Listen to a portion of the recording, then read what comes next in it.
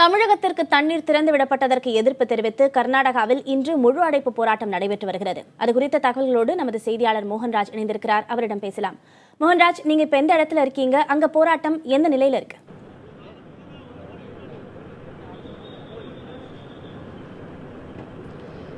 பத்மபிரியா, தமிழகத்திற்கு காவிரியில் தண்ணீர் திறந்துவிட்டதை அடுத்து கர்நாடகம் முழுக்கவே கடந்த 3 நாட்களாக பல்வேறு அமைப்பினர் மற்றும் விவசாய சங்கங்கள் தொடர்ச்சியாக போராட்டத்தில் ஈடுபட்டு இருக்காங்க. இதனையொட்டி இன்று முழு அடைப்பு போராட்டத்திற்கு அழைப்பு விடுக்கப்பட்டிருந்தது. அதன்படி காலை தொடங்கிய முழு அடைப்பு போராட்டமானது தொடர்ந்து தற்போது வரைக்கும் நடந்துகிட்டு இருக்கு.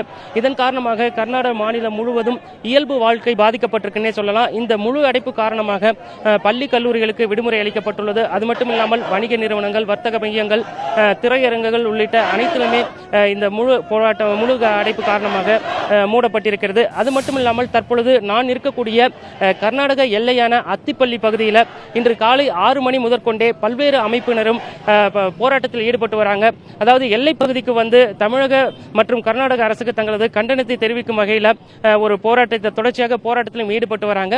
இதன் காரணமாக இந்த எல்லை பகுதியில் பதட்டம் ஏற்படக்கூடும் என்ற சூழ்நிலையில் காவல்துறையினர் காலை முதற்கொண்டே பாதுகாப்பு பணியில் ஈடுபட்டிருக்காங்க. அதே போல இங்கிருந்து ஒரு 200 மீட்டர் தூரத்தில் தமிழக காவல்துறையினரும் தொடர்ச்சியாக பாதுகாப்பு பணியில் ஈடுபட்டு இருக்காங்க. தற்போதைய நிலவரப்படி பார்த்தோம் அப்படின்னாக்கா கிட்டத்தட்ட 10க்கும் மேற்பட்ட அமைப்புகள் காலை முதற்கொண்டு இந்த எல்லை பகுதிக்கு வந்து ஆர்ப்பாட்டத்தில் ஈடுபட்டிருக்காங்க. அது மட்டுமல்லாமல் உருவ பொம்மைகளை எரித்தும் போராட்டத்தில் ஈடுபட்டிருக்காங்க. இவர்களை கட்டுப்படுத்துவதற்காக காவல்துறையினர் காலை முதற்கொண்டே பணியில் ஈடுபட்டிருக்காங்க. ஒரு சிலர் இந்த எல்லை பகுதியை கடக்க முற்பட்டனர். அவர்களையும் கர்நாடக காவல்துறையினர் சென்று பேச்சுவார்த்தை மூலமாக சுமூக சமரசம் ஏற்படுத்தி மீண்டும் எல்லை பகுதிக்குள்ளாக அழைத்து வந்திருக்காங்க. தொடர்ச்சியாக இந்த பகுதியில் இதே போல ஒரு சூழ்நிலை தான் நிலவிட்டு இருக்கு. பத்மபிரியா.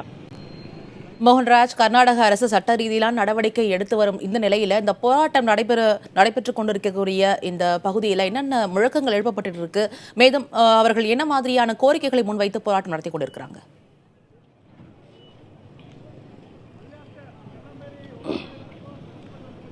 மும்தாஜ், இந்த போராட்டத்தை பொறுத்தவரைக்கும் காவிரி நதிநீர் அப்படிங்கிறத வந்து ஒரு வாழ்வாதார பிரச்சனையாக பார்க்காம இது கர்நாடகாவின் உரிமை பிரச்சனை என்ற அடிப்படையிலே தான் இங்க இருக்கிற மக்கள் பார்க்கறாங்க அப்படிங்கிறது இங்க நடக்கிற போராட்டத்தின் மூலமாக நம்மளால புரிஞ்சிக்க முடியுது. குறிப்பாக காவிரி நதி என்பது தங்களது மாநிலத்தின் உரிமை அப்படிங்கிற முழக்கங்களை முன் வச்சுதான் இந்த போராட்டத்தில் ஈடுபட்டுக்கிட்டு இருக்காங்க. காவிரி தண்ணீரை கொடுக்க முடியாது, தமிழகத்திற்கு கொடுக்க முடியாது. காரணம், இங்க இருக்க சூழ்நிலை பொதுமக்கள் குடிப்பதற்கே இங்கே தண்ணி இல்லாத ஒரு சூழ்நிலை நிலவும் பட்சத்தில் உச்சநீதிமன்றத்தின் உத்தரவானது தங்களை ஏமாற்றம் அளிக்க செய்வதாகவும் இங்க இருக்கிற மக்கள் சொல்றாங்க.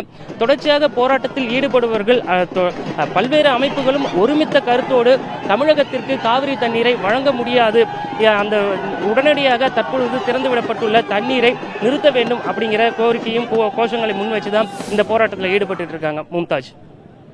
மோகன்ராஜ், சர்வதேச விதிகளின்படியே ஒரு ஜீவநதி எந்த வழித்தடத்துல பயணிக்குதோ அந்த வழியில இருக்கிற எல்லா ஊர்களுக்குமே அந்த தண்ணீர் சொந்தம் அப்படிங்கிறது தான் பொது மரபு. இதையும் தாண்டி இந்த மக்களின் உணர்வோட தான் கர்நாடக அரசின் எண்ணமும் ஒத்து போகுது. இந்த நிலையில மக்களை சமாதானப்படுத்தவோ இல்ல போராட்டத்தை விலக்கிக் கொள்ளுங்கன்னு கோரியோ கர்நாடக அரசு எந்த மாதிரியான முயற்சிகளையும் முன்வைக்கலையா?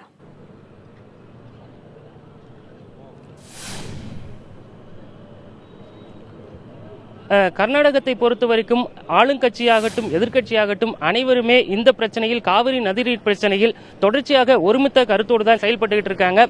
குறிப்பா ஏற்கனவே கடந்த 25ஆம் தேதி தமிழகத்தில் உள்ள விவசாயிகளில் சில நேரடியாக சென்று கர்நாடக முதலமைச்சர் சித்தராமையாவை சந்தித்து சட்டத்திற்கு அப்பாற்பட்டு அரசியல் கட்சிகளுக்கு காழ்ப்புணர்ச்சிகளுக்கும் அப்பாற்பட்டு தமிழக விவசாயிகளின் நலன் கருதி மனிதநேய அடிப்படையில் தமிழகத்திற்கு காவிரி தண்ணீர் வழங்கணும் அப்படிங்கிற ஒரு கோரிக்கையை முன் வச்சிருந்தாங்க.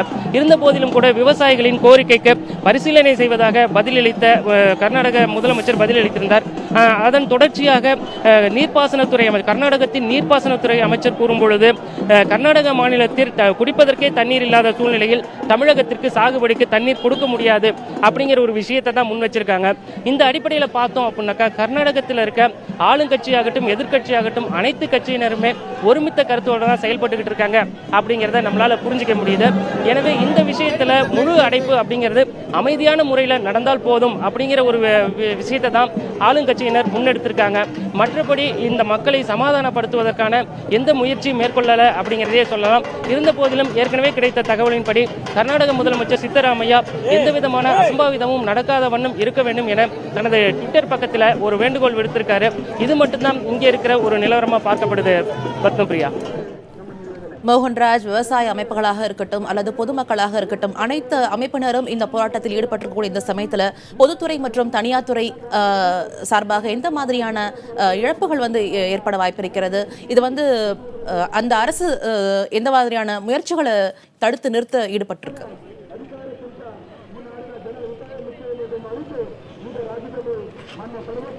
அதாவது இந்த வேலை நிறுத்த முழு அடைப்பு போராட்டத்தை பொறுத்த வரைக்கும் பார்த்தோம் அப்படின்னாக்கா கர்நாடக மாநிலத்தில் ஒட்டுமொத்தமாக அனைத்து தரப்பினருமே இதற்கு ஆதரவு தெரிவிச்சிருக்கிறதுனால இழப்பீடு என்பது இன்று மாலை கர்நாடக அரசு சார்பில் அதிகாரப்பூர்வமாக அறிவிக்க வேண்டும் என்ற ஒரு நிலை தான் இருக்கிறது.